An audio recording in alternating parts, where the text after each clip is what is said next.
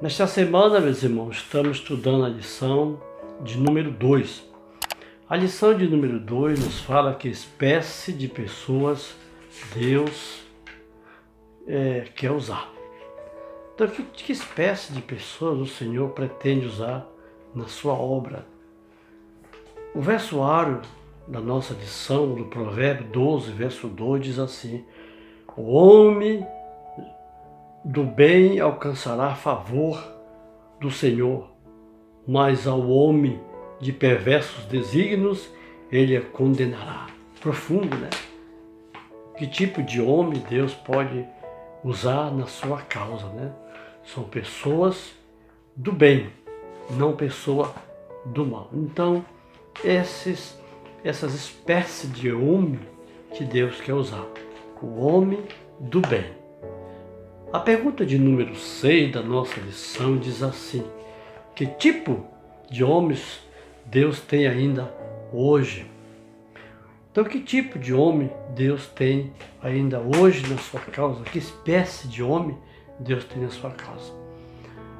Aqui no Provérbios, do capítulo 13, verso 14 da nossa lição, diz: o ensino do sábio é uma fonte de vida para desviá-los do laço da morte. Então, o ensino de uma pessoa sábia, segundo o conceito de Deus, sábia na palavra de Deus, desvia o ser humano do laço da morte, né?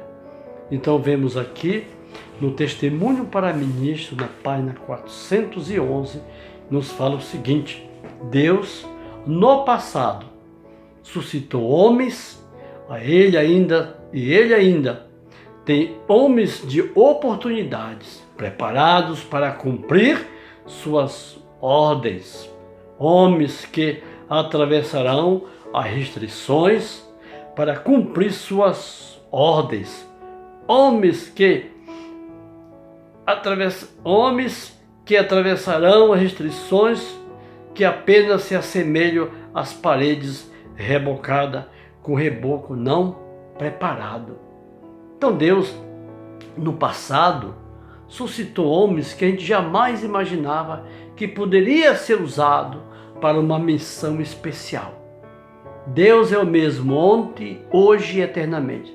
Suscitará homens de oportunidade, homens preparados para cumprir as suas ordens. Esse é um fator importante, que o homem tem que cumprir a ordem de Deus, não a ordem de outro homem. Ele tem que cumprir aquilo que está escrito. Assim diz o Senhor. A segunda parte da pergunta diz: como estes proclamam as verdades? Então, como estes homens de oportunidade, homens segundo o coração de Deus, proclamam a sua verdade? Na sequência da leitura do Testemunho para Ministro, na página 411, diz assim: quando Deus põe o seu Espírito sobre os homens, eles trabalham, proclamarão a palavra do Senhor, erguerão a voz como uma trombeta. A verdade não será diminuída, nem perderá seu poder em suas mãos. Mostrarão ao povo as suas transgressões e à casa de Jacó os seus pecados. Muito importante, muito profundo, né? Que tipo de homens, que espécie de homens proclamarão a palavra do Senhor? Homens inspirados, homens imbuídos do Espírito Santo, meus irmãos. Homens que soarão, erguerão a voz como uma trombeta, mostrando a transgressão e o pecado da casa de Israel. Deus nos ajude, que possamos ser essa espécie de pessoa, esse tipo de homem que não se esconde para manifestar as verdades do Senhor para esses últimos dias. A pergunta de número 7 diz assim: mesmo de quem certamente Deus pode servir-se? Então, Deus pode servir-se de quem? De pessoa instruída, pessoas estudadas? Não. No pensamento aqui da lição do Provérbio 16, 21, diz assim: o sábio de coração será chamado prudente, e a doçura da boca aumenta o saber. Muito bonito, muito profundo, né? A doçura da boca aumenta o saber. Faz com que o homem entenda mais o significado e o sentido da palavra de Deus. Então, certamente, quem Deus deve servir. Aqui no livro Obreiros Evangélicos, na página 488, ou também pode ser lido no Serviço Cristão, na página 24. Na pena inspirada diz assim: Deus pode servir-se, e servir-se a dos que não tiveram instrução esmerada nas escolas dos homens. Duvidar de seu poder para fazer isto é manifestar incredulidade, é limitar o poder onipotente daquele para quem nada é impossível. Deus pode usar uma pessoa sem instrução, sem cultura, segundo o costume e as faculdades humanas. Meus irmãos, para Deus nada é impossível. Deus usou no passado, Deus usou homens sem instrução para falar da sua palavra, falar da sua verdade, falar dos pecados de reis, sacerdotes, né? E esses homens, Deus pode servir-se de qualquer um deles, pode fazer e pode fazer com que o homem faça a sua vontade. Mas na frente ela diz assim, no nono testemunho 96, ou terceiro testemunho seleto mundial, página 332, diz assim: a verdade será proclamada em linguagens claras e inequívocas em todos os campos, próximo e distante. Haverá homens que será chamado de trás do arado e das mais comuns profissões em geral proferidas, para ligar-se a homens experimentados e ser por ele instruídos. À medida que aprendam a trabalhar e se tornam eficientes, proclamarão a verdade com poder por causa das maravilhosas atuações da providência divinas. Montanhas de dificuldades serão removidas e lançadas ao mar. Que promessa, que profundidade Deus vai servir de tipo de homem, de pessoas. Pessoas, ela diz aqui, que proclamarão as verdades, pessoas que serão tiradas do arado, do campo, mas pessoas que serão instruídas por Deus. Pessoas que se ligarão com outros que têm mais experiência, que já estão andando no caminho de Deus. E assim a palavra de Deus será divulgada, será conhecida por todos aqueles que não o conhecem, né? E isso nós sabemos que aqui é dito que é uma providência divina. A providência divina, meus irmãos, não tem limite. Deus pode usar qualquer ser humano e qualquer quantia e qualquer quantidade, mas Deus prefere que o homem tenha pelo menos senso da sua responsabilidade diante de Deus, né? Deus servisse no passado de homens que a gente jamais imaginava, e Deus fez um grande trabalho. Então, a obra do Senhor, e Ele fará esse trabalho, né? Na sequência da nossa lição, nós vamos passar a pergunta de número 8, que nos fala o seguinte: quem mais deve se empenhar no labor missionários? Então, quem mais deve se empenhar no labor missionários? A palavra de Deus também nos fala no livro de Atos 9:36, diz assim que havia uma discípula em Jope chamada Tabita, e traduzido quer dizer Dorcas, e que estava cheia de boas obras e esmolas que fazia. Então, essa mulher, ela era uma missionária naquela época, né? Dorcas, Tabita, são pessoas que cuidam do enfermo, do doente, do pobre e do necessitado. Para acrescentar mais esse pensamento, nos fala aqui o terceiro testemunho seleto mundial, na página 347. As mulheres, da mesma maneira que os homens, podem empenhar-se na obra de colocar a verdade onde possa atuar e manifestar. Pode ocupar seu lugar na obra, na presente crise, e o Senhor há de atuar por seu intermédio. Se estivesse possuída de sentimento do dever e trabalhar sob a influência do Espírito de Deus, possuirão exatamente a serenidade tão necessária no tempo atual. Muito importante, né? O trabalho da mulher na obra missionária de Deus, na atuação desse trabalho que diz respeito à necessidade das pobres, das viúvas. Pode ser uma boa conselheira, pode se tornar um instrumento na mão do Senhor. O que elas devem possuir? Na continuação, diz assim: o Salvador refletirá sobre essas abnegadas mulheres à luz do seu semblante, e isto lhes trará uma força que excederá dos homens. Elas podem fazer na família uma obra que os homens não é possível, uma obra que alcançará a vida interior. É-lhe dado pôr-se em contato íntimo com o coração de pessoa de quem os homens não podem aproximar-se. Diz ainda, sua obra é necessária.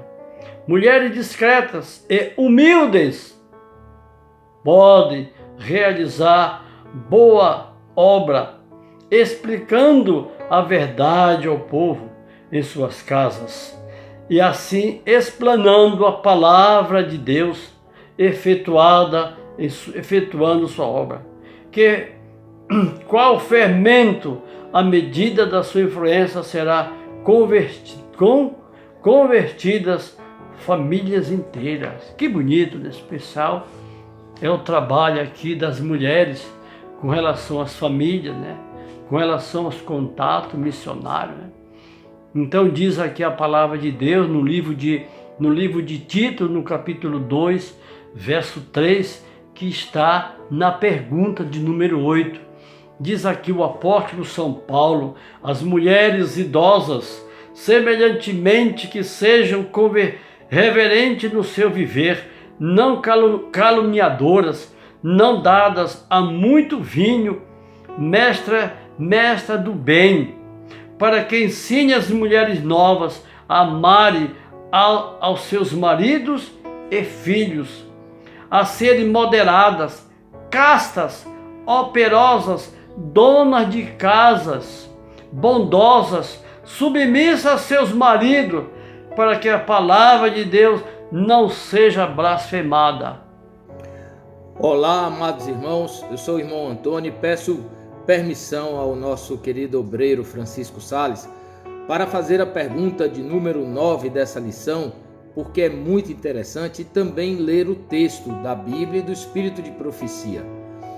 A pergunta número 9 diz assim: como deve ser a atuação dos reformadores em nossos dias? E lemos em 1 Reis 18, de 15 a 18, que: e disse Elias: vive o Senhor dos exércitos, perante cuja face estou, que deveras hoje me apresentarei a ele. Então foi Obadias encontrar-se com Acabe e lhe anunciou, e foi Acabe encontrar-se com Elias. E sucedeu que, vendo Acabe a Elias, disse-lhe: és tu o perturbador de Israel? Então disse ele: eu não tenho perturbado a Israel, mas tu e a tua casa e o teu pai, porque deixaste os mandamentos do Senhor e seguistes a Balaíns. E agora vamos ler o que diz em Profetas e Reis, na página 142. Deus chama homens como Elias, Natã e João Batista, homens que levarão fielmente a sua mensagem sem considerar as consequências, que corajosamente falarão a verdade ainda que isso signifique sacrifício de tudo que possuem.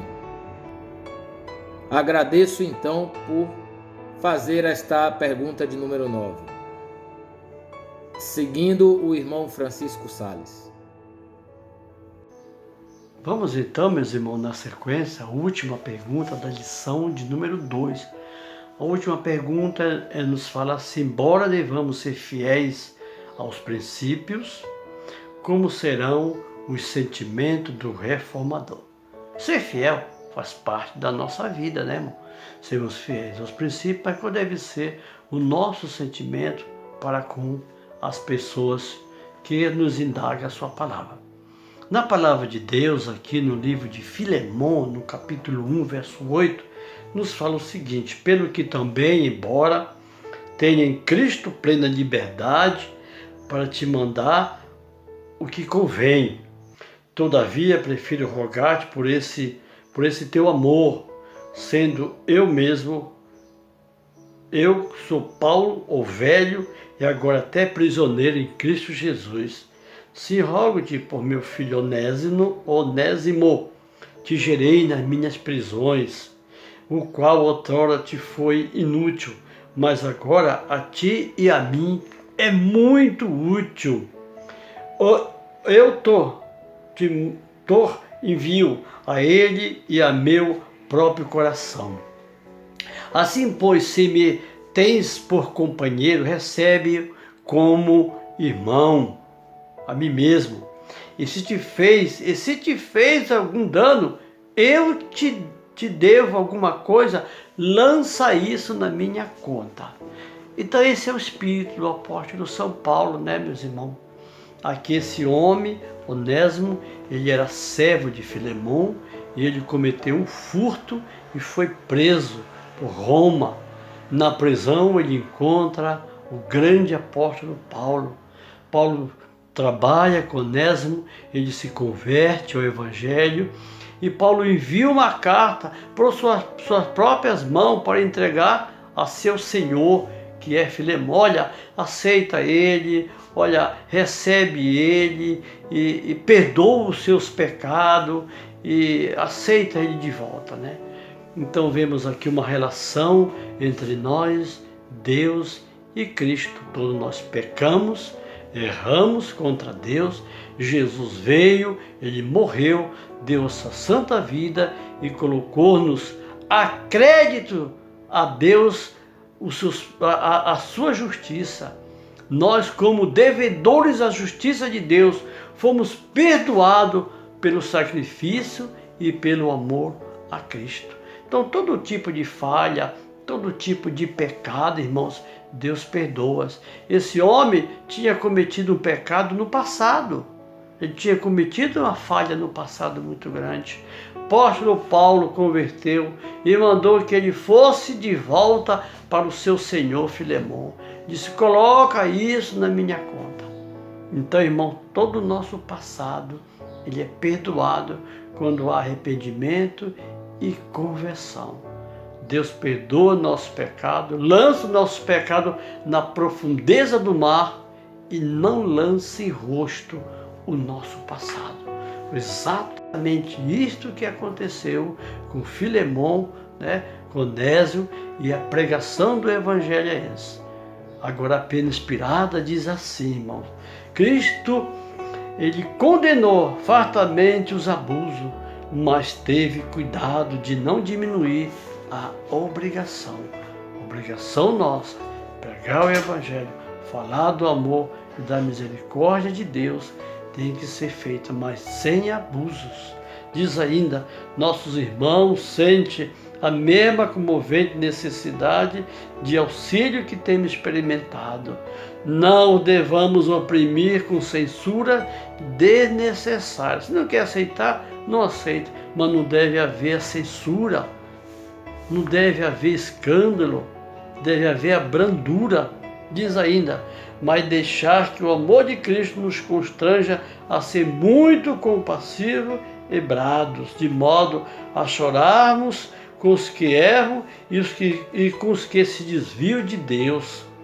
O ser humano é de infinito valor e esse valor só pode ser estimado pelo preço pago a fim de redimi-lo. O Calvário exprimirá o real valor de um ser humano. Então, como devemos agir com aqueles que censuram, com aqueles que não querem aceitar a palavra de Deus como nós compreendemos? Todos devemos agir com passividade, brandura, com amor e com a misericórdia.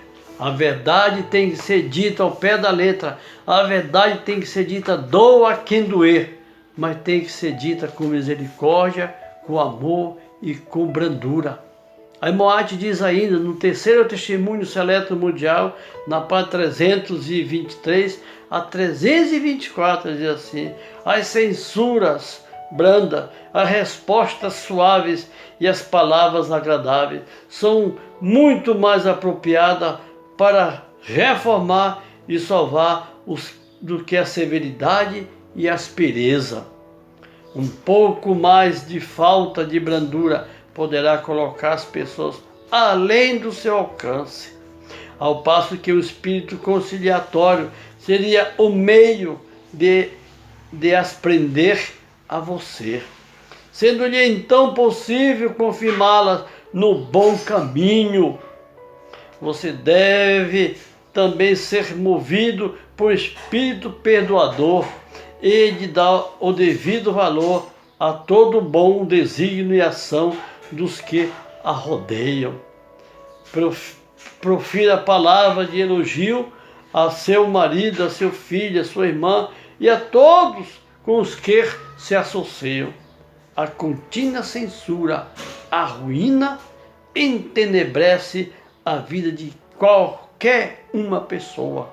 Que Deus nos ajude na sua palavra, nos ajuda, possamos ser firmes nas verdades, proclamar as verdades como ela é em Cristo Jesus, mas o método hoje, a formação hoje da brandura, do cuidado, da prudência, somos reformadores e não demolidores, Por isso então nós podemos trabalhar com espírita, com católico, com qualquer pessoa, quem quer que seja, mas devemos mostrar as verdades como ela é em Cristo Jesus, com amor, com brandura, com carinho, Porque, irmãos, quem convence o homem do pecado, do juízo, não é nós, é o Espírito Santo, ele que faz esse magno trabalho.